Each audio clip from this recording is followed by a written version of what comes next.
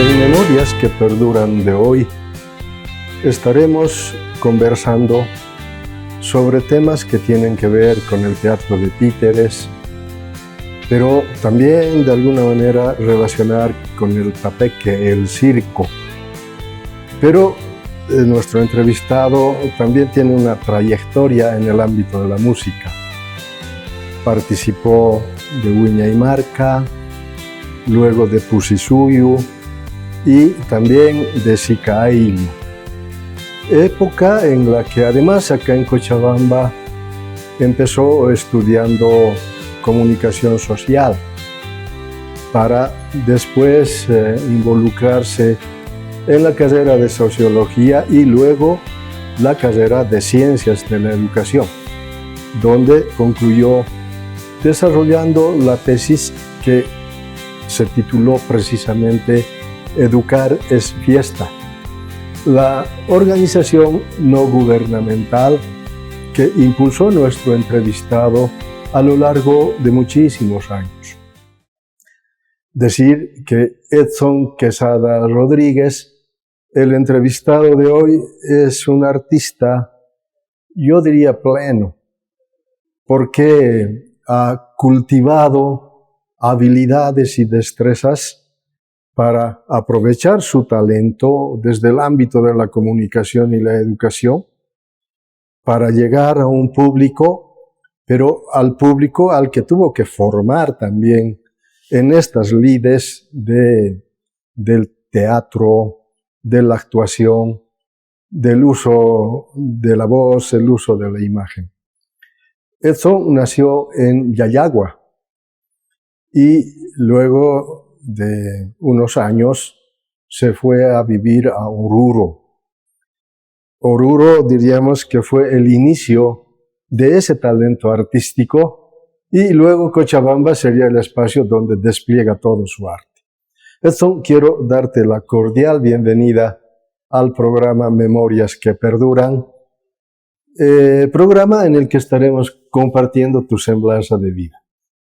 Gracias, Tino. Realmente para mí es la alegría compartir y muy lindo el título, Memorias que Perduran, porque en realidad creo que el tema de la memoria es un hecho político muy lindo, muy profundo, porque la memoria implica no solamente el pasado, sino también todo ese proceso de construcción que uno tiene como persona, como grupo humano, socialmente.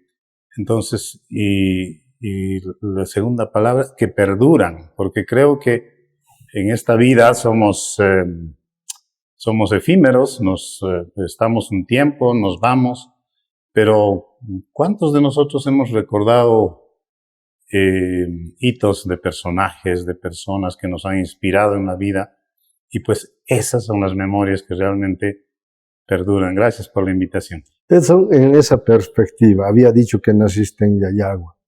¿Qué recuerdos tienes de aquella población civil que está casi junto al siglo XX, pero por ahí cerca está Catavi y también Uncía? Sí, Yayagua fue mi lugar de nacimiento. Yo nací digamos, en un contexto y una época en que todavía el auge de la minería era muy fuerte.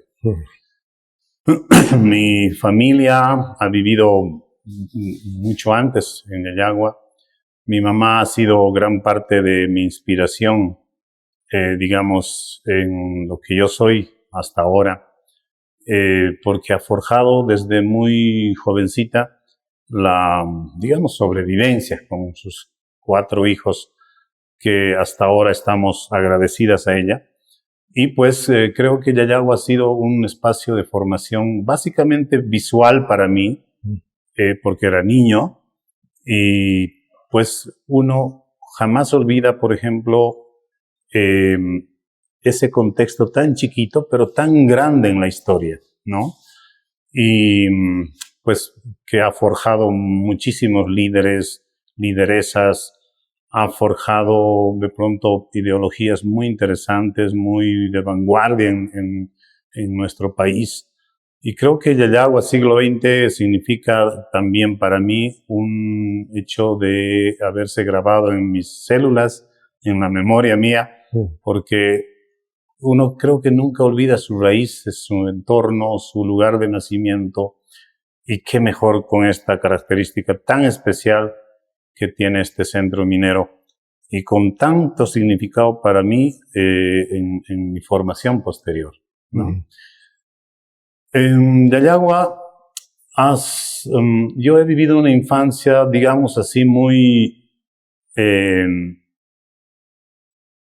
con una vivencia muy de niño. Porque, ¿por qué te digo esto? Porque ahora ha cambiado tanto el tiempo que no, los niños ahora tienen, de pronto, ya no tienen esos espacios y esos contextos tan abiertos, como en la calle, tan comunitario, ¿no? Tan de la calle, tan del juego.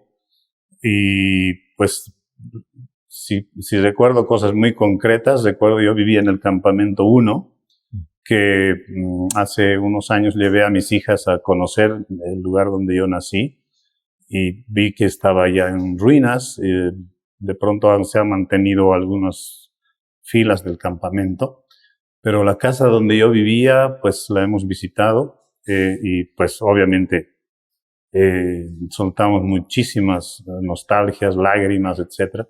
Pero lo lindo de contarles a tus hijas dónde has nacido, qué ha pasado ahí, qué sentir, oler ese espacio de la Copajira, la granza que todavía está ahí, las montañas de desecho del mineral, etc. Y Yayagua ha sido eso, ha sido juego, ha sido crecimiento, viendo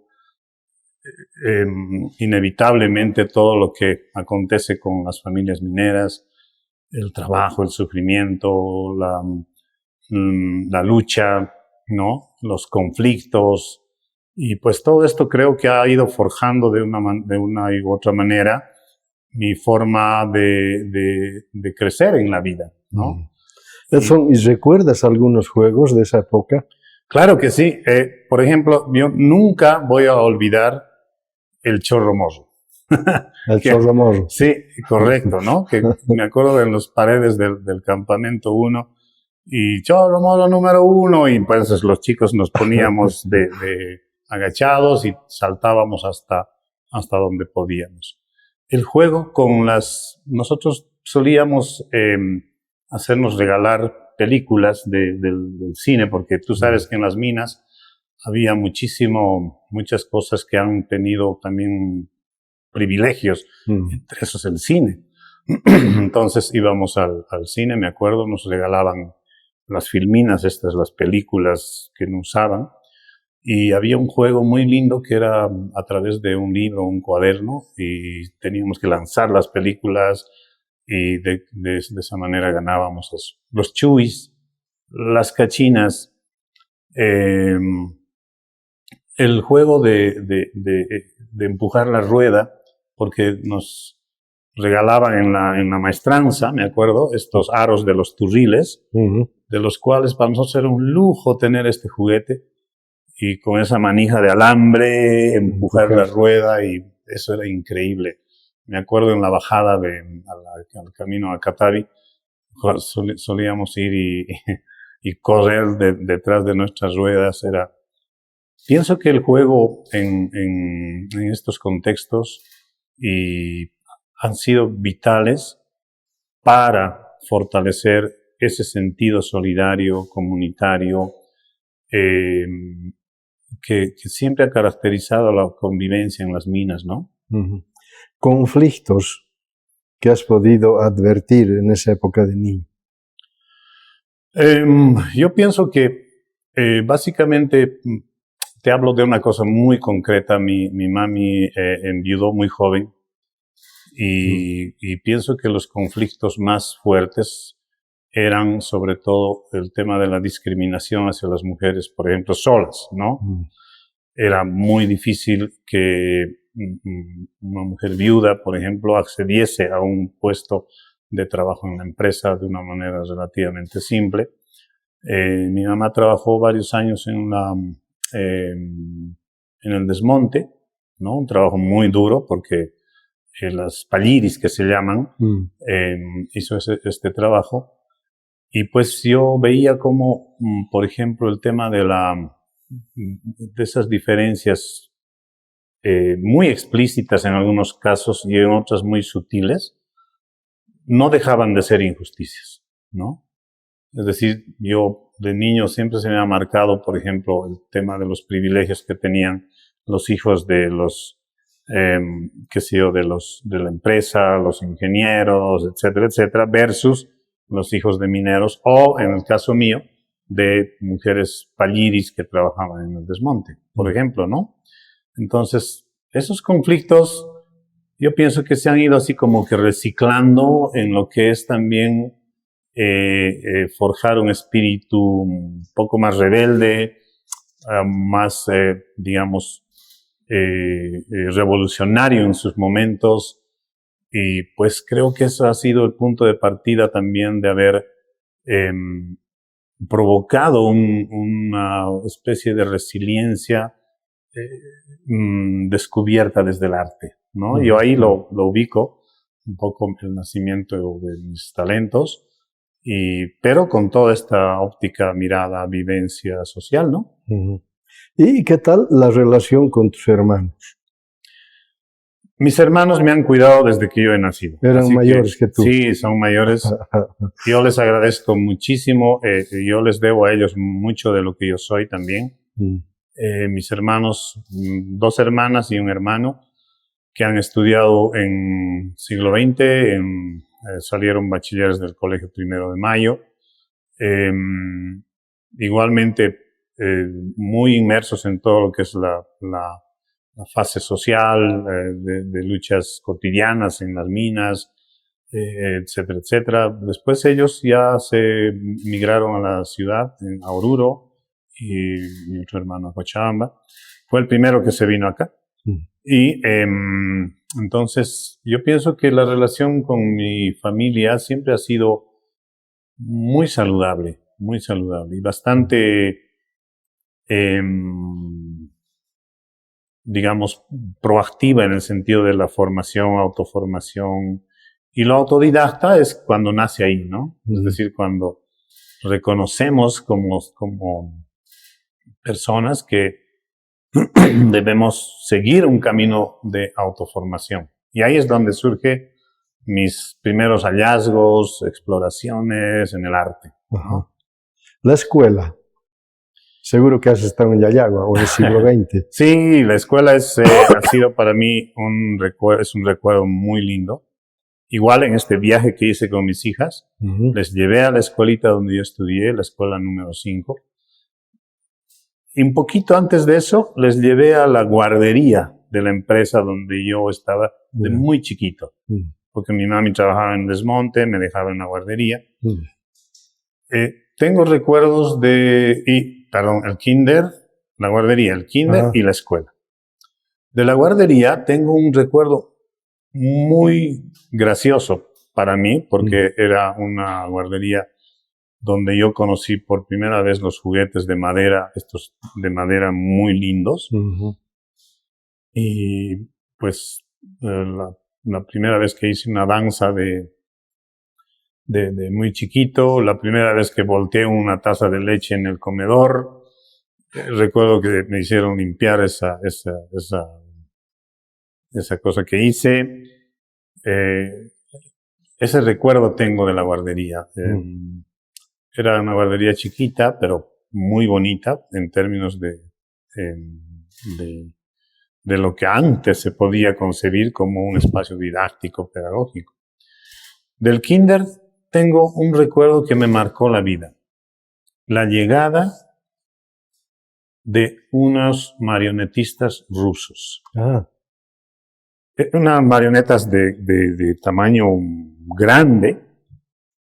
Y eso fue de pronto, no sé por qué, pero es que desde entonces se me quedó y me grabó muy fuerte el tema de los títeres. Porque me impactó muchísimo. Fue un elemento para mí muy increíble, porque su retablo era grande y eran muñecos manipulados desde arriba, eran marionetas grandes. La escuela la recuerdo igualmente de una manera bastante, digamos, agradable, aunque ahí han empezado a surgir, digamos así, mis miradas también desde las diferencias sociales dentro de esa misma escuela. Por ejemplo, yo recuerdo una vez cuando decían, vamos a preguntar a los niños de dónde trabajan sus papás. ¿Sí? Para empezar, mi papá, no había el papá, no había la figura paterna, y solo mi mamá. Entonces levantaban la mano, ¿no? ¿Qué es tu papá? Mi papá es ingeniero, mi papá es carpintero, mi papá trabaja en una maestranza, mi papá. Y llegó a mí, me acuerdo, nunca se me olvida, y Edson, y me acuerdo, me quedé mudo, o sea, no sabía qué decir, ¿no? Porque imagínate esas veces, todavía no teníamos esta noción del tema de género, de que yo podía decir sí, mi mamá es, etcétera. Era una elaboración todavía precoz. Y nada, esos recuerdos que me quedan así como...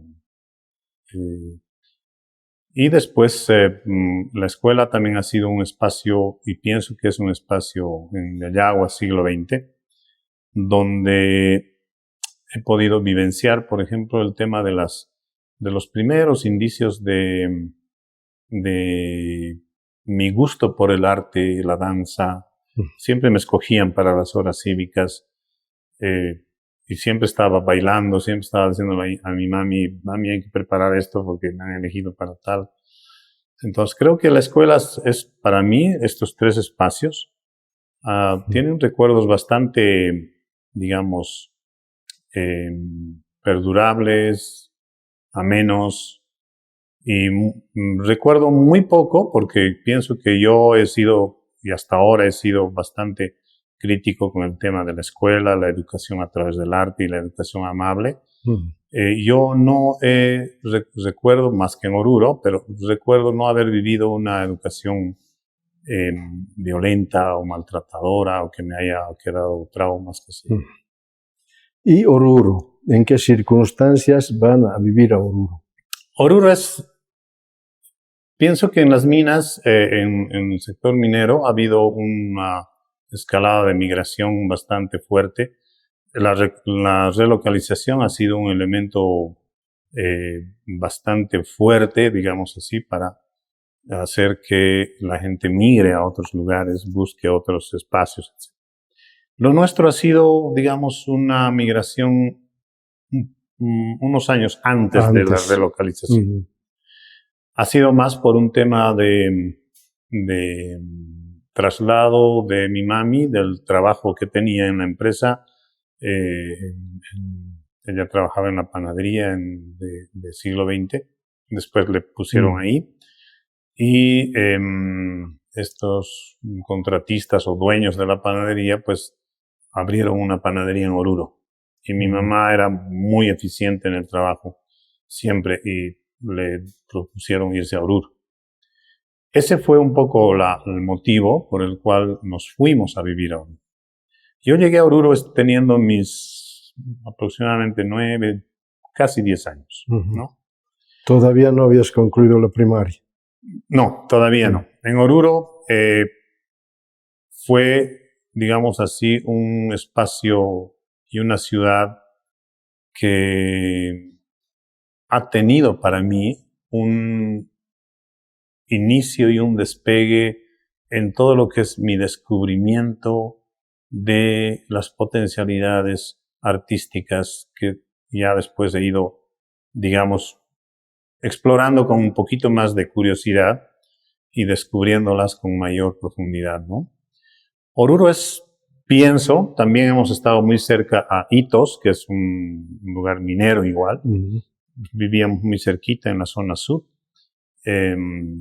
Esas veces era un lugar bastante alejado de la ciudad, al pie del gran cerro Pie de Gallo, me recuerdo, y pues Oruro ha tenido para nosotros como familia igual unas oportunidades bastante interesantes, digamos, de vivencia. Ahí lo que sí yo tengo que destacar es que siempre hemos tenido mucha carencia en términos de viviendas, ¿no? Sí. Mira, lo paradójico, vivir, trabajar, entregar la vida en un centro minero, salir y no tener ni un metro de nada, ¿no? Claro. Vivir en alquiler, etcétera, y todo esto hasta Cochabamba. Pero yo pienso que Oruro ha sido uno de los lugares donde yo he descubierto innatamente mi vocación por el arte. Lo primero que descubrí, fue el tema del teatro. Me gustaba teatralizar mucho, cosas muy triviales, pero a la vez demostraba a mi familia, se reían, me disfrazaba, me ponía disfraces, etcétera, etcétera.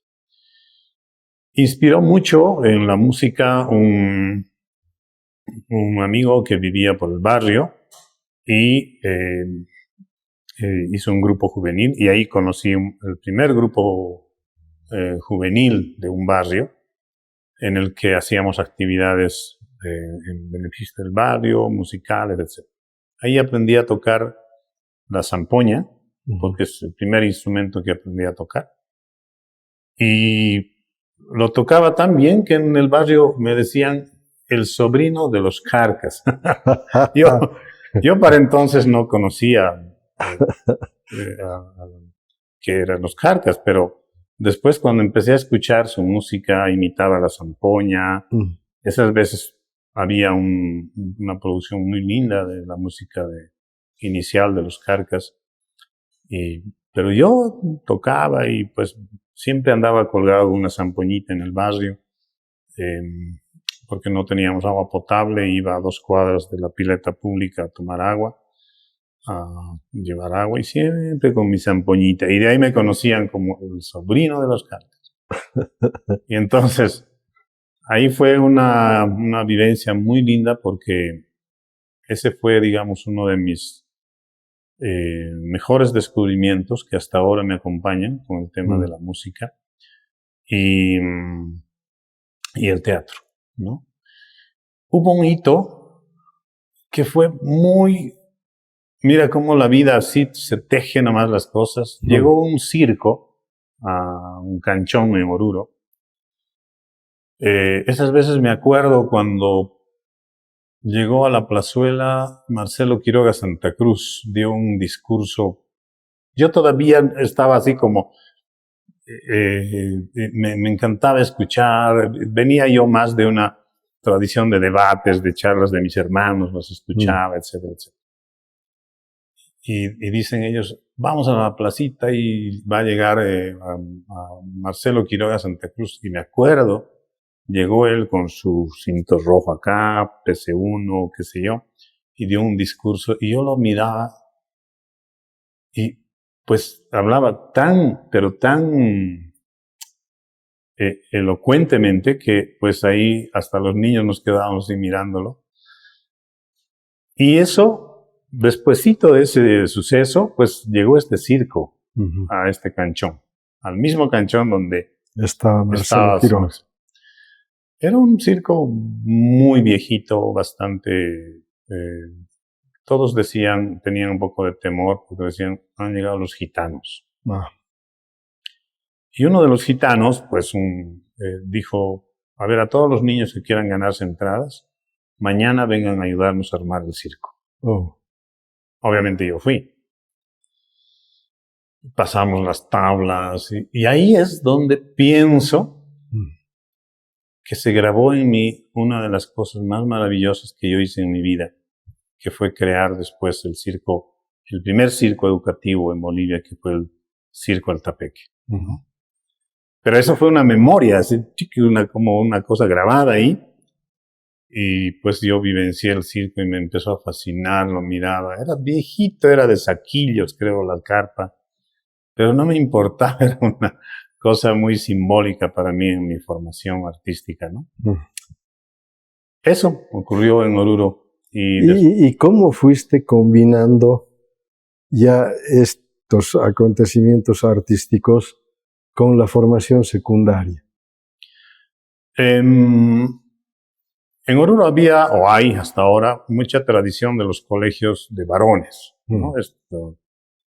El Colegio Bolívar, el Colegio Saracho, el Colegio Sucre, el Ignacio León, etc.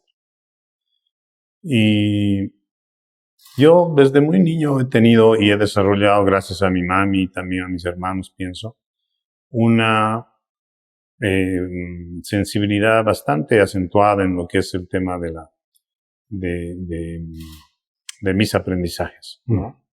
Es decir, en Oruro aprendí a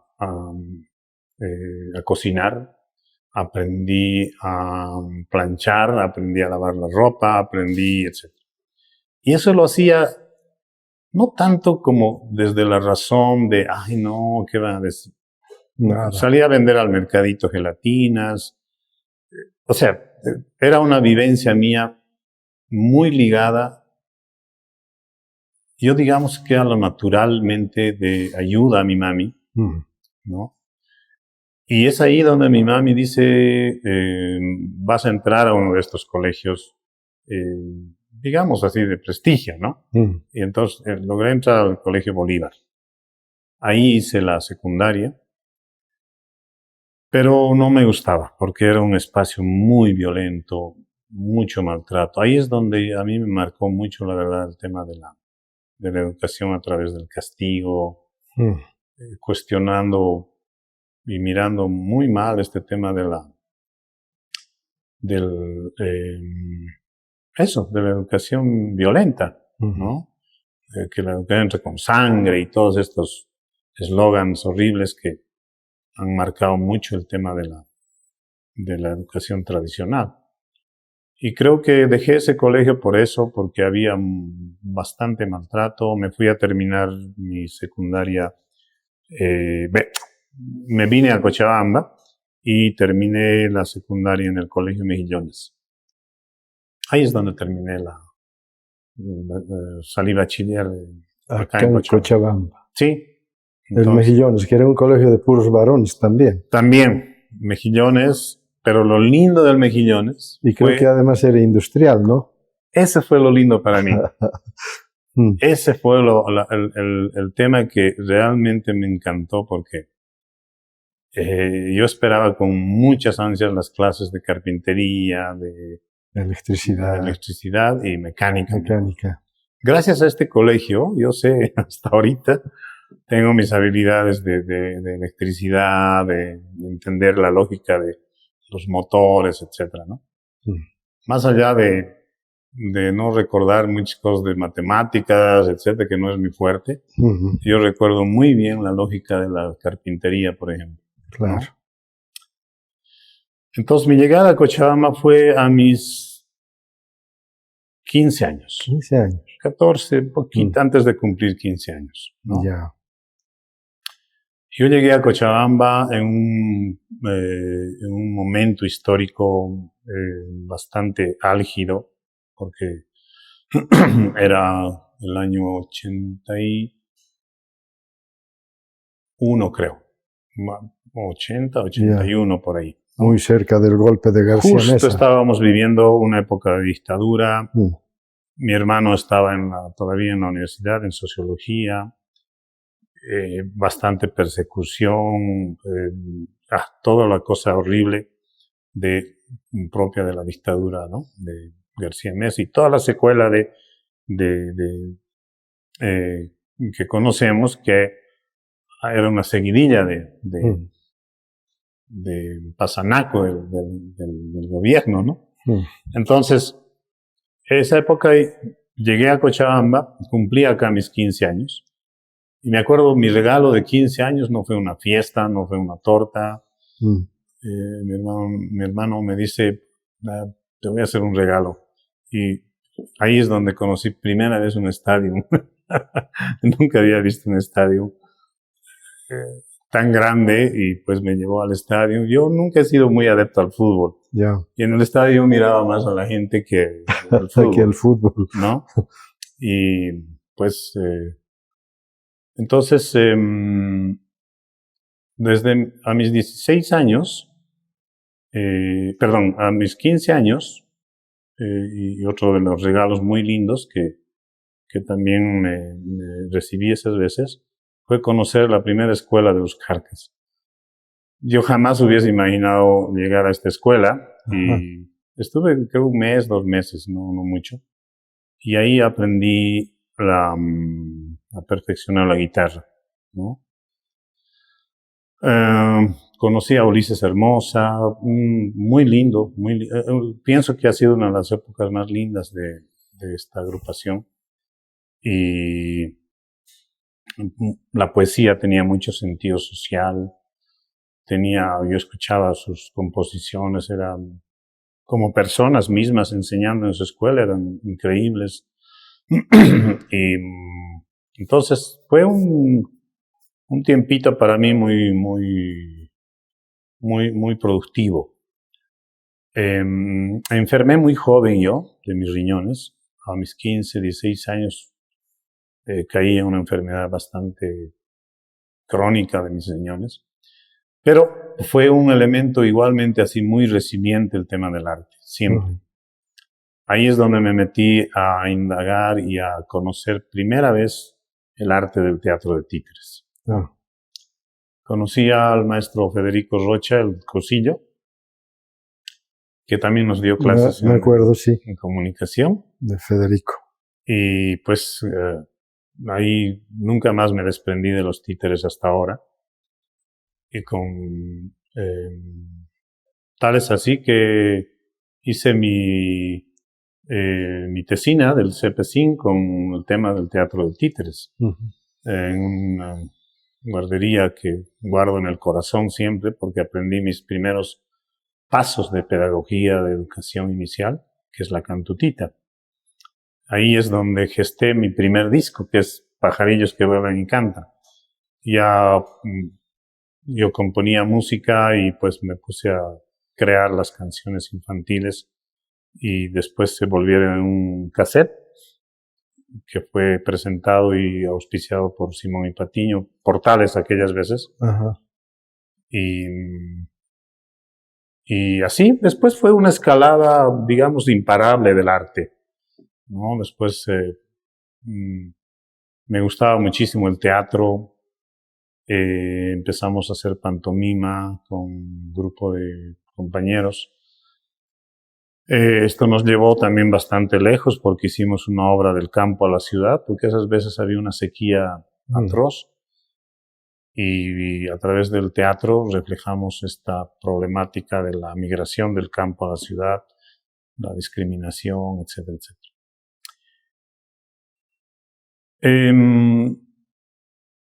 Después de mi bachillerato, pues me gustaba muchísimo el campo de la comunicación, la educación.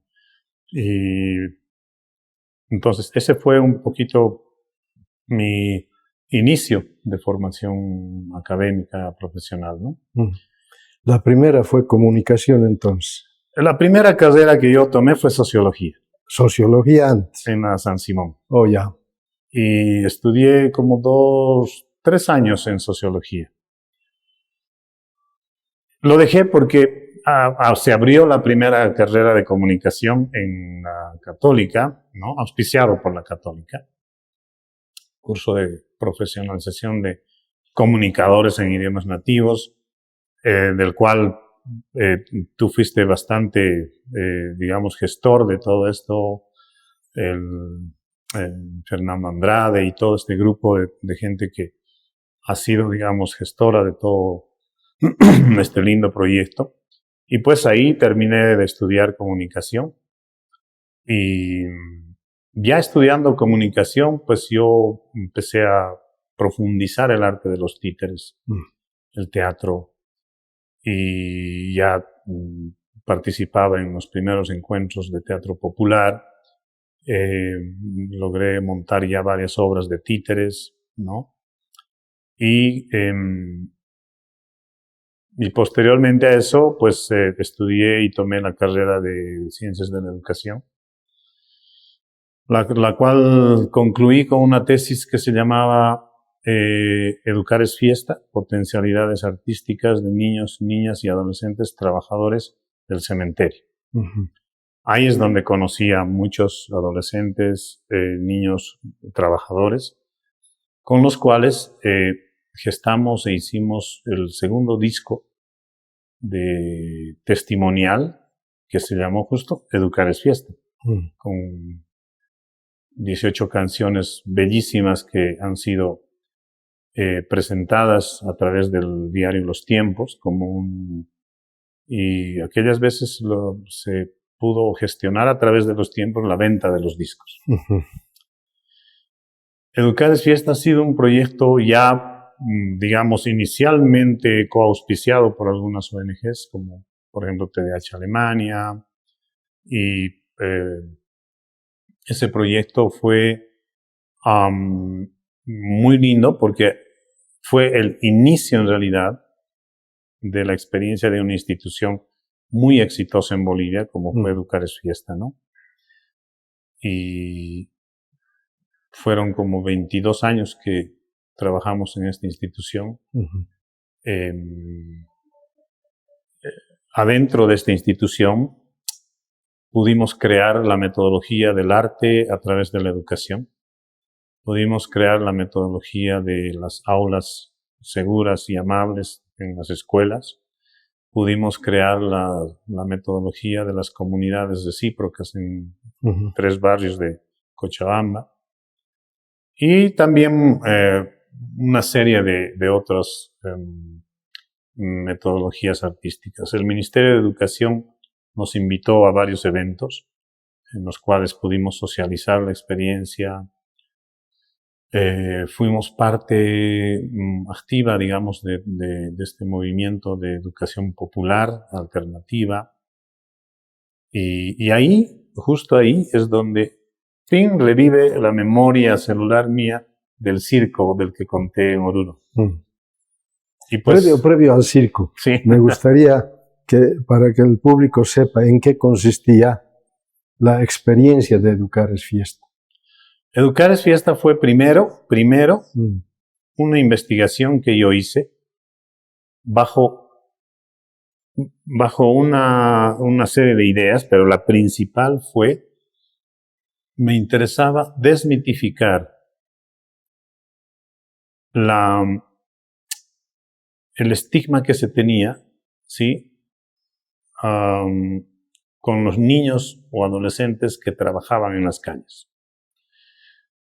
Y yo decía, no puede ser que la gente maltrate o trate mal a los niños y siempre los veamos como inferiores, siendo que ellos tienen muchas potencialidades. Ese fue mi objetivo central de demostrar. Por eso fui al cementerio a proponer a este grupo de niños, adolescentes que trabajaban, y les dije, miren, quiero hacer esta experiencia con ustedes, si me lo permiten. Me acuerdo, ellos se reunieron y dijeron, no, joven, muchos vienen, sacan información y se van y se pierden. Yo les dije, miren, si ustedes me dan esa oportunidad, podemos hacer quizás algo diferente. Entonces se reunieron, hicieron una reunión, me acuerdo, y simbólicamente uno de ellos se paró y dijo, ya joven, te vamos a dar una oportunidad. Y bueno, y empecé. Entonces, Educar es fiesta empieza ahí primero con la recolección de testimonios de vida. Es decir, ¿qué haces tú? ¿Qué hace el Raimundo? ¿Qué hace el Choclos? ¿Qué hace la Juanita? Vende flores, ya, pero detrás de ella, ¿qué hay? ¿Sí? ¿Qué hay? ¿Quién está? Entonces, detrás de ellos había un mundo de cosas simbólicas, concretas, sufrimiento, cosas lindas, que nadie las veía, ¿no? Ese fue un poco el objetivo central de Educar es fiesta, de este trabajo. Y cuando logramos hacer las creaciones de las canciones, porque de sus testimonios se crearon las canciones. Las canciones. Nos tocó grabar en el estudio más profesional de entonces en Cochabamba, que era Terranova, y en el estudio A estaba grabando Los Carcas, casualmente. Y en el estudio B estábamos grabando nosotros. 15 adolescentes, entre niños adolescentes, en el estudio, grabando los coros, etcétera, etcétera, y todas las canciones creadas. Y en los descansos, en la cocina, confluyendo en el refrigerio, los chicos y los cracks. Ellos no podían creer que estaba ahí a la par grabando con ellos. Y ese fue de una manera simbólica, bueno, ese es un ejemplo, de esos hubieron muchísimos, de una manera simbólica de cómo es que se cumplió mi hipótesis. Es decir, que los niños tienen potencialidades no vistas, invisibilizadas por la sociedad y que solamente maneja una serie de estereotipos, clichés o estigmas sobre lo que son. Fueron invitados como dije, por el diario Los Tiempos a una presentación en el periódico oficial. Muchas autoridades fueron, gente de arte. Fue muy lindo, los mismos chicos ahí con sus familias. Y al escuchar esto, el disco ya, porque fuimos al Consejo Municipal a hacerlo escuchar y pedir que nos apoyen para la edición del disco. No se dio, creo esa vez, no se dio de alguna manera, compraron los discos, cosas así. Nos invitaron el Movimiento de Educadores Populares de Bolivia en La Paz. Entonces nos pagaron los pasajes, fuimos a La Paz, presentaron ahí los chicos frente a los viejos educadores, ¿no? Y me acuerdo de entre ellos Noel Aguirre, que ves todavía ni siquiera... Creo que fue ministro de Educación, Noel Aguirre. Claro que sí, él ya falleció, ¿no? Sí. Y me acuerdo que él estaba presente, habían otros más y entonces los escuchaban a los chicos en su propio lenguaje, ¿no? Hicimos esto, dimos nuestro testimonio, contaron la experiencia.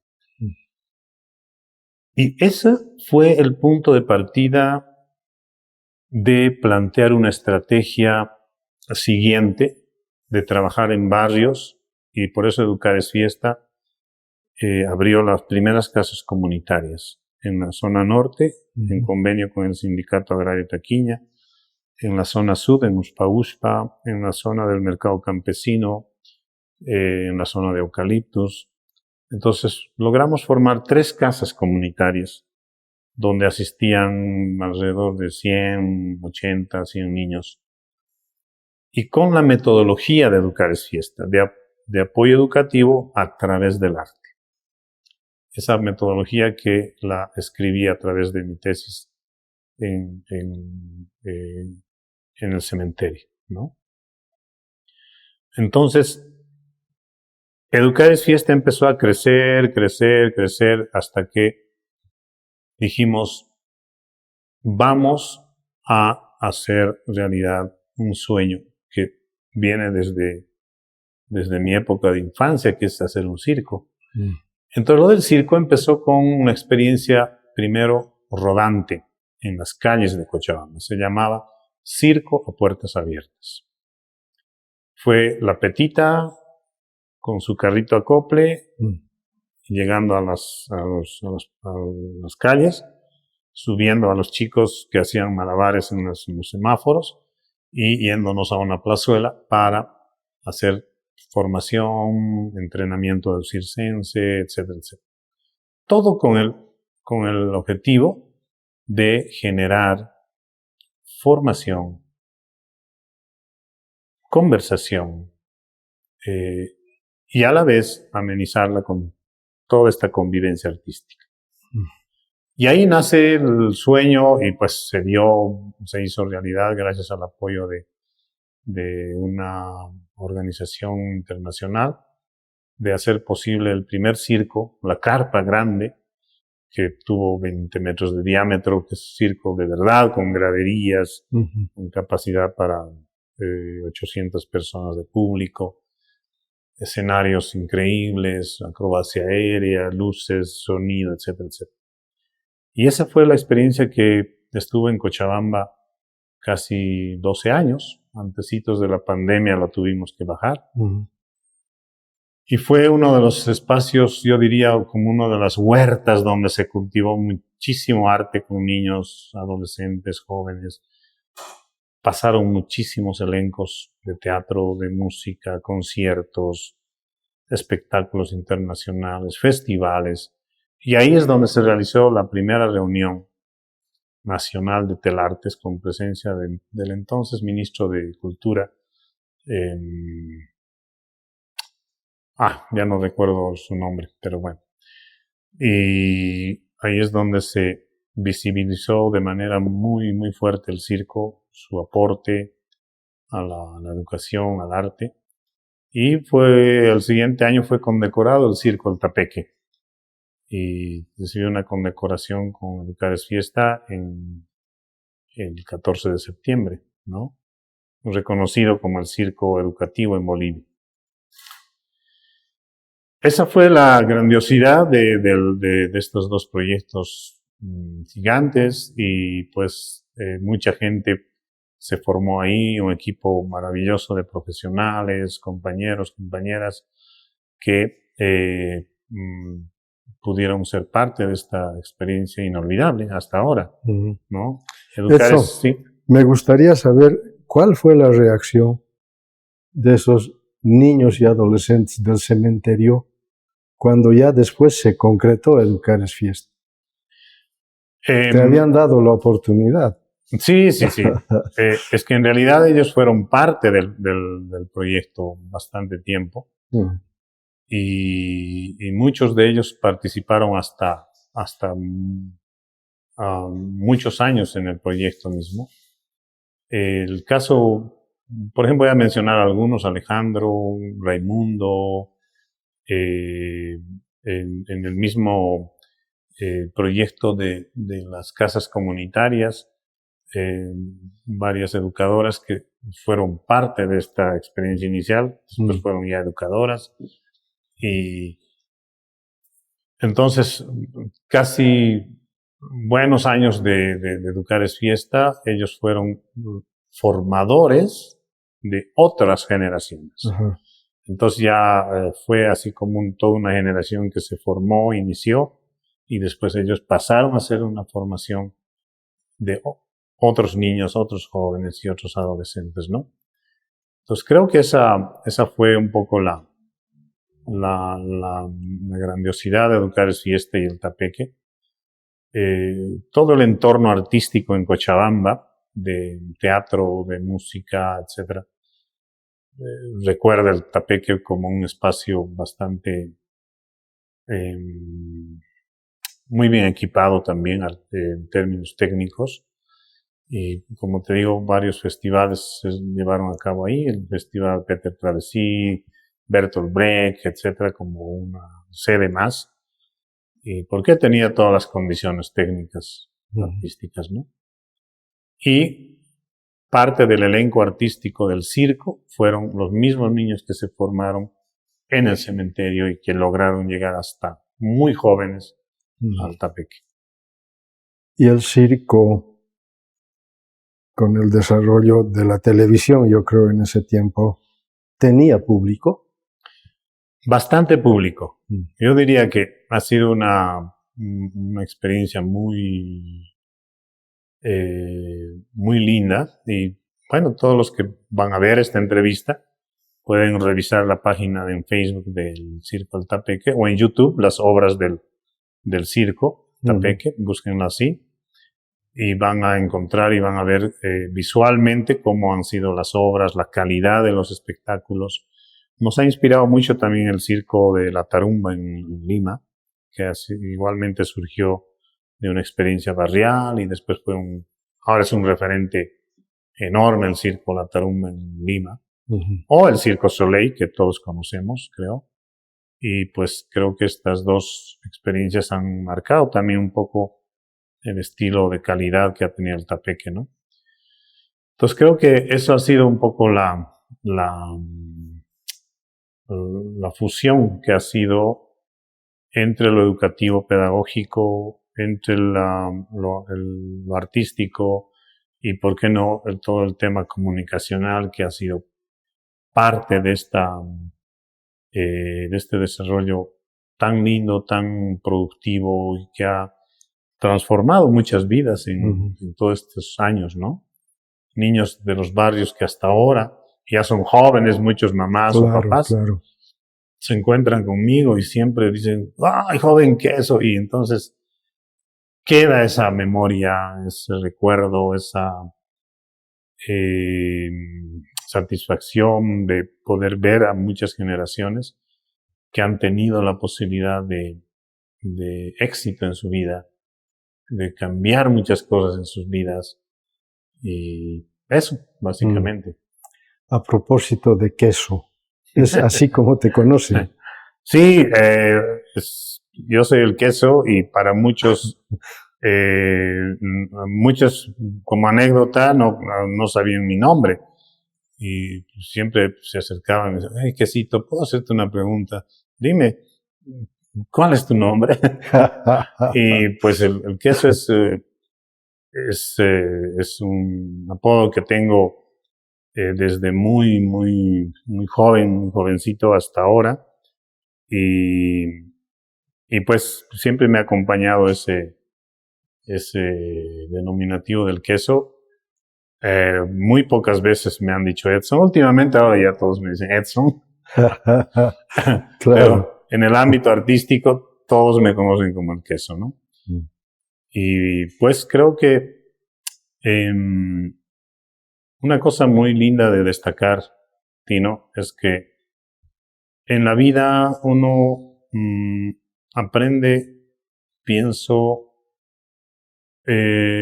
desde las virtudes, los errores, los tropiezos, etc.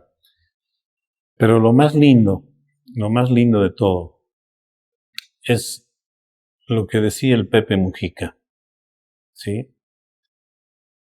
Lo más esencial es haber tenido la satisfacción de haber hecho de tu vida un servicio social. Y sin mucha parafernalia, propaganda, publicidad, no necesitamos.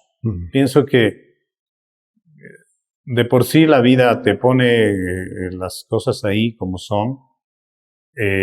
A veces cosas muy duras, a veces cosas muy lindas.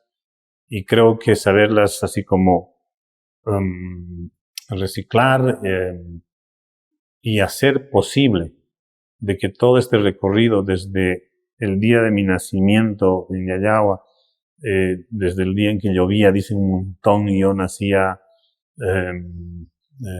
no en manos de un hospital, sino en manos de una matrona, como la llamaban antes, hasta ahorita que tengo he tenido toda esta experiencia, mi familia, mis hijas, mi esposa, etc. Pienso que gran parte de esta fortaleza se las debo también a esta gran familia mía, ¿no? Uno nunca es solo, no tiene sentido la soledad. A veces nuestras compañeras, hijas, esposa, etc., son también las gestoras de lo que tú eres en muchos casos. Y hay que decirlo y siempre tenerlo ahí presente. Por eso mencioné desde un inicio el gran valor y aporte que tuvo mi mami para mí en toda mi vida, ¿no? Edson, ¿cómo tu esposa y tus hijas se han logrado integrar a la experiencia de trabajo que has desarrollado a lo largo de tantos años? Mis hijas han crecido con la experiencia. Desde muy bebitas se han involucrado en el tema artístico, por ejemplo. A veces como papás o mamás, o mapis, como a veces nos dicen, ¿no?, entre mamá y papá a veces, no sé si cometemos el error, voy a decirlo así nomás, de llevarles a todo lo que hacemos, ¿no? Y pues yo hice eso, ¿no? Llevarles a un taller, estaban ahí, tener un espectáculo, estaban ahí, vamos a hacer una obra, ya, entonces que actúe la Guarita, que es mi hija, ya, bueno, Inés, y de pronto todas se involucran ahí, ¿no? Pero yo pienso que gran parte de,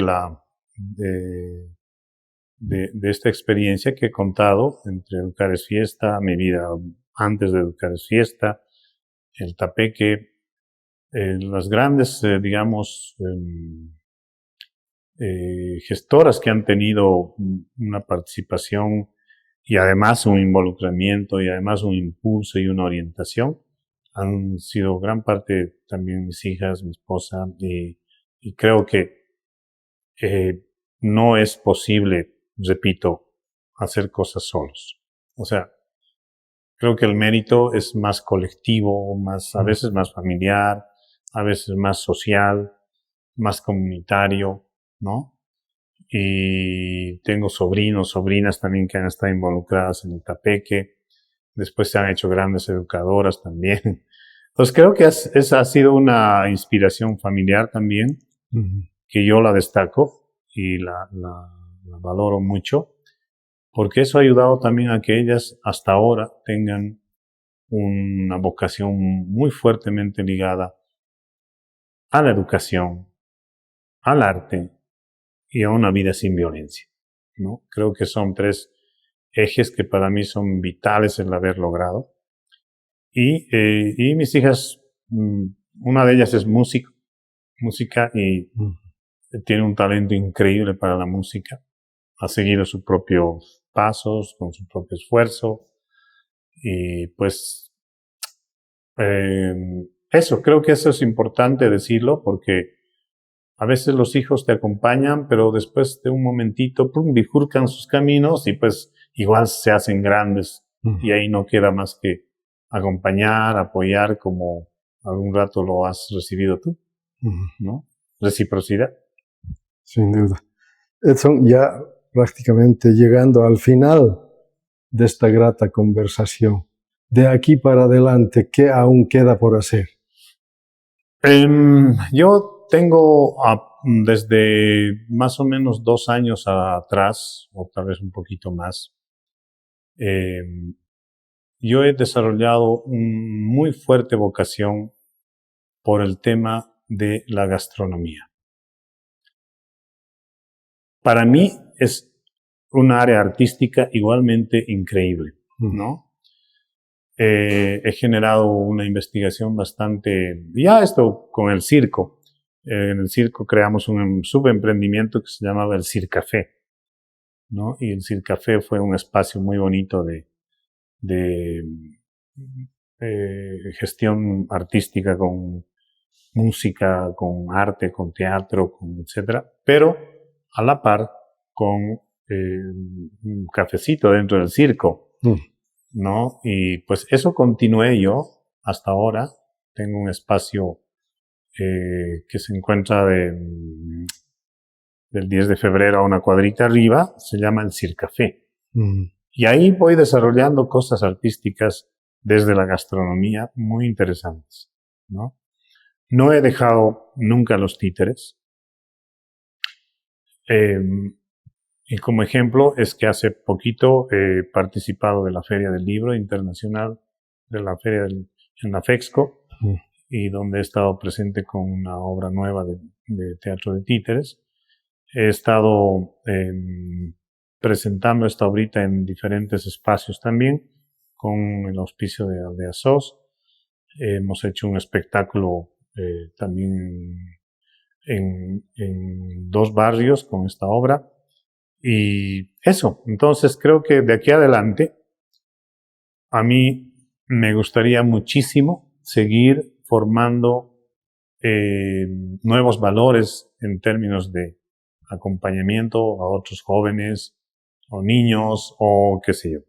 Y siempre estoy presente en ese ámbito artístico, pero también ahora bien marcado por el tema gastronómico. Y hace poquito terminé una docencia en Infocal con una carrera de parvulario y enseñando también este tema a través de talleres de creatividad pedagógica, ¿no? Eso, por ahí vamos. Bueno, eso, agradecerte por haber participado del programa Memorias que Perduran. Tu despedida del público que verá el programa. Bueno, yo quiero agradecer a todos y todas quienes de alguna manera han estado siempre presentes en mi vida, como amigos, compañeros, compañeras, como parientes, como seres humanos que hemos convivido y convivimos en este lindo planeta. Y pues siempre los recuerdo a cada uno en todos los momentos de mi experiencia y de mis momentos históricos. Y pues como Tino ha denominado tan bien su programa, que todas estas memorias perduren en el tiempo. Contemos a nuestros hijos lo que somos, lo que hemos hecho, lo que hemos vivido, lo que hemos logrado, porque ellos van a ser gestores con sus propios hijos, con sus propios entornos también. Nosotros estamos, sabemos que algún rato no vamos a estar ya, y pues muchas gracias a todos y todas por haber sido parte de estas maravillosas experiencias en mi vida y en la vida ahora de todos los que acompaño, me rodean, etcétera, etcétera. Y gracias a ti, Tino, porque te conozco desde tantos años y pues incansable tú, ¿no? Has tenido tanto mérito en todo ámbito académico, comunicacional, radiofónico, etcétera, que sería tan lindo contar la otra parte de las historias que hemos vivido en la radiodifusión, en la locución, etcétera. Muchas gracias por invitarme, ¿eh? Eso ha sido grato conversar contigo. No hemos hablado, por ejemplo, de la producción de la serie de televisión Oro Verde con Manolo Molina y Cecilia Travesí en el trópico de Cochabamba. Otra faceta que también hay que destacarlo en Memorias que Perduran. Nuestro entrevistado de hoy, Edson Quesada Rodríguez, quien ha desarrollado su talento prácticamente en el arte, el teatro de títeres, el teatro, el circo, tapeque, educar es fiesta, una serie de experiencias donde él ha ido desarrollando su talento artístico, pero además formando artistas que han contribuido a desarrollar un trabajo así de compromiso social. Recordemos que Edson nació en Yayagua, allí es donde ya él empezó a vivir, diríamos, situaciones difíciles, pero que fueron dejando huella para después recordar estos hechos, estos acontecimientos, que en el futuro irían marcando y dejando huella también en el trabajo educativo y en el trabajo comunicacional que él ha ido desarrollando a lo largo del tiempo.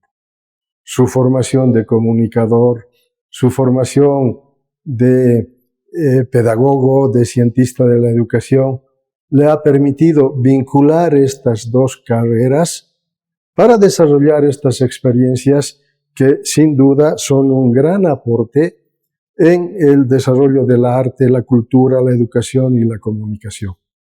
Amigos, ha sido grato estar en estas memorias que perduran, recordando y rememorando semblanzas de vida de Edson Quesada Rodríguez. Estaremos con ustedes en el próximo programa. Hasta pronto.